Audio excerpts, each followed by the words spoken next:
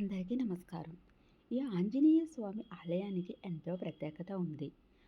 సుభద్రల సహిత ఆంజనేయ స్వామి ఆలయం తెలంగాణ రాష్ట్రంలో ఇల్లందులో మాత్రమే ఉండటం విశేషం. సుభద్రల సహిత ఆంజనేయ స్వామి ఆలయం భద్రాద్రి కొత్తగూడెం జిల్లా ఇల్లందు పట్టణంలో మాత్రమే ఉంది. ఏ ప్రాంతంలో కూడా ఇలాంటి ఆలయం లేదు.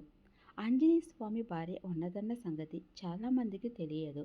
అయితే ఇలాంటి ఒక ఆలయం ఉందని తెలుసుకున్న కొంతమంది భక్తులు వివిధ రాష్ట్రాల నుండి ప్రముఖులు విఐపీలు ఇక్కడికి వచ్చి సతీ సమేతంగా ఉన్న ఆంజనేయ స్వామిని దర్శించుకొని మొక్కులు చెల్లించుకొని వెళ్తూ ఉంటారు. అసలు ఆంజనేయ స్వామికి భార్య ఎలా వచ్చిందనే విషయం ఆ ఆలయ పురోహితుడు వెల్లడించారు. ఆయన మాట్లాడుతూ 2006లో ఇక్కడ గుడి నిర్మాణం జరిగింది. ఆంజనేయ స్వామికి భార్య సూర్యుని పుత్రిక సువచ్చల సూర్యదేవుని వద్ద విద్య నేర్చుకోవడం కోసం తప్పనిసరిగా పెళ్లి చేసుకోవాల్సి ఉండగా తన కూతురిని ఇచ్చి 33 కోట్ల మంది దేవతల సమక్షంలో ఆంజనేయ స్వామికి పెళ్లి చేయడం జరుగుతుంది. ఆ తర్వాత విద్య నేర్చుకొని తపస్సుకు వెళ్ళిపోతారు. అప్పటి నుండి సువచ్చల సహిత ఆంజనేయ స్వామిగా పిలువబడుతున్నాడు. ఈ గుడికి వివిధ రాష్ట్రాల నుండి వివిధ ప్రాంతాల నుండి భక్తులు అధిక సంఖ్యలో వచ్చి మొక్కులు చెల్లించుకుంటూ ఉంటారని తెలియజేశారు.